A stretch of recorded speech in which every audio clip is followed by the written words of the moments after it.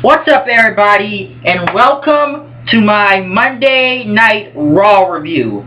And we got a lot of things that happened on the show tonight, so we're going to kick it off with Triple H coming out. And yes, we are back in the old office tonight. That was my head office is not here or whatever, my spot. We're back at this spot again, wherever this is. And we're here tonight for Monday Night Raw. Triple H came out tonight, pretty much talking about recap what happened at SummerSlam, of living the memory again of what happened. And he did it for business, but Daniel Bryan made it personal when he talked about his wife, he talked about his family and everything, disrespecting all of them, and that's why the Shield had destroyed Daniel Bryan last week.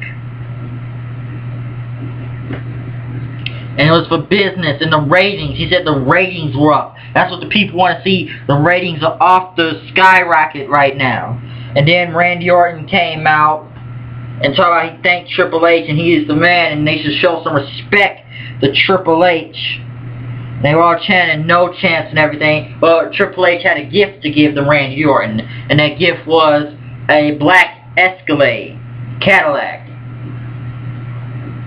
Or Cadillac Escalade, whatever version it goes in, or whatever way it goes. They pretty much brought out a black Cadillac and everything, because the Shield were already out there at the beginning of the show. They're like the personal security now for Triple H. Orton pretty much thanked Triple H for the car, and pretty much Bryan came out talking about Randy Orton, saying he worked so hard so he could get a new car and everything.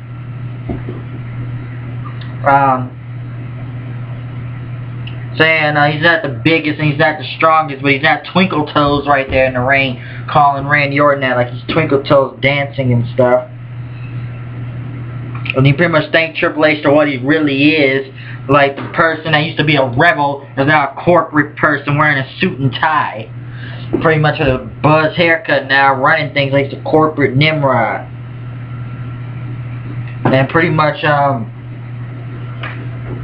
going into that, sorry I have a toothache, but pretty much going into that, he was gonna, Orton pretty much says Daniel Bryan is gonna lose at Night of Champions and everything, and Daniel Bryan pretty much kind of shit on both of them and everything, and talking about he's gonna his title back, and then Triple H starts singing about your family, it was something about dreams. This is reality, not a dream, where your dreams come true and stuff, saying that for some Disney thing, but saying that Daniel Bryan is a B and Randy Orton is an A, pretty much. And he says, you want the gift that keeps on giving. Daniel Bryan was going to go on in a gauntlet match tonight against the Shield. So it's going to be Daniel Bryan against all three of the Shield in a gauntlet match. And then pretty much the CM Punk versus Curtis Axel tonight, which is a voting stipulation for either Paul Heyman gets banned from ringside, Paul Heyman is a special guest referee, or CM Punk wins. Paul Heyman must face CM Punk in the ring. And I gotta say, great segment at the beginning right there, pretty much of what's gonna happen with this whole Bryan and Orton thing and Triple H get involved, as people will call it the new corporation, or probably Evolution could have returned anything. So pretty much getting into that also, we stepped into kind of next match, Cody Rhodes going against Fandango. Sandow's out there on commentary. Pretty much the match went on, and then Miz came out wearing Fandango's clothes doing his entrance, and Rosa Mendez was back in the WWE. I didn't think she was still there since they're doing that Los Matadores thing, and since I guess they're saying it's Primo and Epico under the mask. Pretty much Cody Rhodes defeated Fandango after that, and then Sandow was about to attack Rhodes as Rhodes was about to put the crossroads on Fandango. Pretty much they attacked Rhodes. Miz came out to help, and Brad Maddox came out talking about it's going to be a tag team match right now. And pretty much it's a tag team match pretty much went on. Fandango left, and Miz won with the Skull Crusher finale, and that was the end of it right there, which was a whatever match for the mid-card, I guess, but they gotta get somewhere better with that. Pretty much Paul Heyman was in the back talking about his faith has to be picked on a stipulation and everything and stuff. What happens to crime? and Curtis Axel said he was going to protect them, and saying possibly like his life depends on it. And pretty much going at CM Punk went against Curtis Axel, and if Punk won, he would get Paul Heyman in the ring. Pretty much a great match from CM Punk and Curtis Axel. CM Punk won the match.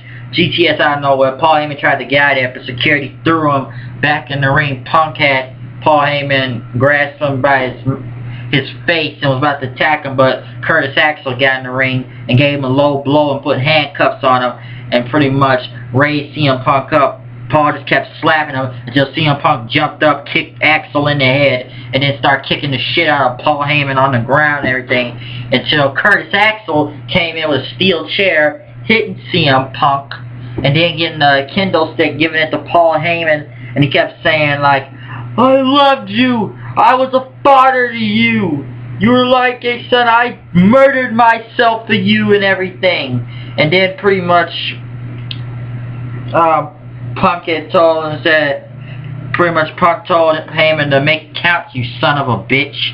And pretty much Paul kept hitting him outside the ring, and pretty much CM Punk was bleeding on his back then, and Punk pretty much saying, he's like, "I loved you," and then everybody, the crowd just kind of started chanting boring then, so I guess the segment went on too long. Especially got a little weird, especially with all, "I loved you, you broke my heart," and everything. That's where it kind of got weird right there, and a very, very risky state to do that with this whole CM Punk and Paul Heyman thing, especially about Paul Heyman, loving another person, another guy and everything, I guess. And the crowd just kind of went into boring chants. I guess it kind of went on a little bit too long then. Pretty much Punk having marks on his back, bleeding after that. Natalya went against Brie Bella, the Funkadactyls on Natalya's side, and Nikki Bella and Eva Maria on their side. Pretty much Brie Bella won, and then AJ came out talking about the Divas, about how you guys are only getting over with a TV show and everything. Talking about she saw the Divas thing, how Tyson Kidd's barely half a man and everything, and they're just all cheap knockoffs and stuff, just a bunch of plastic idiots going around, and they could never make it to where she is being the champion. She has to be in a wrestling business. She sucked up to the right people, she says. Pretty much burying half the Diva roster, and mostly the entire cast of the Divas show on that Total Divas show, all of them, because JoJo was the announcer or whatever, the special guest ring announcer. AJ pretty much buried them, says your $4,000 shoes couldn't even step up, and you couldn't even lace up these Chuck Taylors the Chuck Taylors she's had to get in the ring. And pretty much AJ's promo was really great at what she said, because she was right about everything she said about the Divas. That's why AJ is kind of, I gotta agree, AJ is one of the top Divas around. Why can't WWE just cut some good ass promos like that? And I just got a little bit annoyed because the Bellas kept annoying the hell out of people, just trying to say, "Oh yeah," just kept yelling and everything. You couldn't even barely almost hear AJ's promo, trying to think they could talk over AJ, and they couldn't. And I gotta say, AJ cut one hell of a promo. I'll agree with that. The match I didn't really care for. It's just AJ's promo that really made a lot of sense, in a way. So they need to get more other divas that can actually cut promos like that, because it was everything she said was right about that TV show and what they are, and that up to the level of her. Rob Van Dam went against Alberto Del Rio. Ricardo came out with a RVD shirt. Pretty much RVD went against Alberto Del Rio. RVD won with a roll up. Good match by Van Dam and Del Rio. Pretty much still Ricardo's trying to get revenge on Alberto Del Rio. I believe it's on, what, the second time RVD is beating Alberto Del Rio. But RVD's still over, so it was a good match with Rob Van Dam and Alberto Del Rio. Bully Ray, Ryback, trying to punk Josh Matthews in the back. That didn't make much sense. Christian was interviewed in the back talking about this whole Triple H thing is like the McMahon-Helmsley era a little bit all over again, since he lived that history. And pretty much Orton talked about, you don't like how things Triple H is running, and then pretty much Chris said, Triple H used to carry sledgehammers, as he has a new tool around. Christian went against Randy Orton, which I gotta say, one hell of a match also right there also. Pretty much, Randy Orton won, poking Christian in the eyes, and then with RKO. Great match of Christian and Orton. And then pretty much Daniel Bryan coming out on the screen talking about, you did a great match, Randy. You did a great match. Applause for him. But what about your Cadillac, he says. Talking about saying that because he's an A+ and trying to call Daniel Bryan a B. Let's look at his Cadillac. Pretty much, is he going to win the WWE Champion? And his car said yes on it with orange paint. And pretty much all over the car had orange paint covering the entire Cadillac, then making Orton mad. So it was a really great match with Orton and Christian, but Daniel Bryan kind of came at Orton right there with the paint on that new Cadillac. So yeah, that pretty much went on with that, and pretty much Triple H was mad in the back with Brad Maddox and Orton talking about Triple H had paid for that car. So now Triple H told Brad Maddox to tell the entire roster to come out on stage and watch the match. And if they got involved, I guess they would be fired if they even got near the match and got involved in it. Because Orton says Daniel Bryan did pay after the Escalade he made. A Escalade. That's kind of funny. Escalade. So that is kind of funny. Primetime players went against the Real Americans, or just Titus O'Neil went against Swagger. Titus O'Neil won. It was whatever match, so yeah. The Wyatt family promo, holy shit, was that fucking weird. The Wyatt family promo was just crazy, as he talked about his sister Abigail, Bray Wyatt, and singing a song and everything. Talking about this woman taught us evil.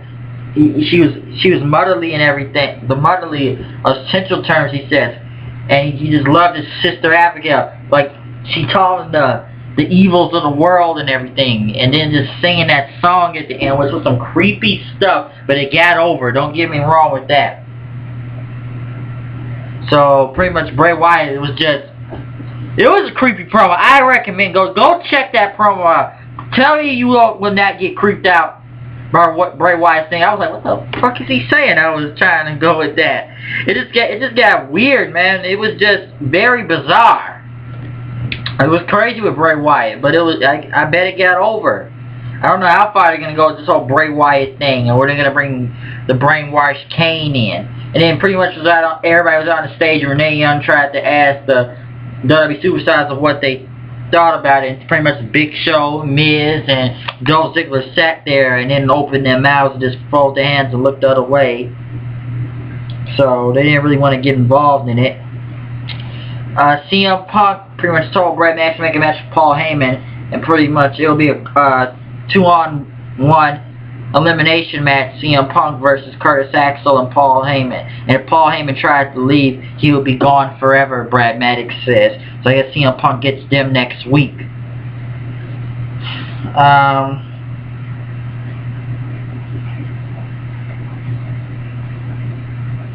Pretty much coming into the ending of the show as the last match and everything. So, pretty coming to the end of the show, Daniel Bryan went against the Shield. He started off with Seth Rollins. I gotta say, that was one hell of a suicide dive Daniel Bryan did, pushing Seth Rollins back on the announce table. Pretty much, Daniel Bryan beat Seth Rollins first, which was a very awesome match for both of them. Ambrose came in and attacked, but then pretty much Roman Reigns attacked Bryan, and it was disqualification, and then Bryan had the yes lock on Reigns and disqualification happened again, and pretty much the Shield kicked Daniel Bryan's ass, and nobody didn't even come out, and Triple H just looked at everybody, looking at us, everybody, all the WWE Superstars looked away, and told Randy Orton just to go RKO and finish him off. So for the second straight week in a row, Daniel Bryan gets his ass kicked, and nobody doesn't even come out to help him. That's very weird. Everybody just looks like they couldn't even do shit, really. They just looked at Triple H and just looked away, scared, hoping they wouldn't get fired from their job. So they pretty much sat there. They didn't do anything.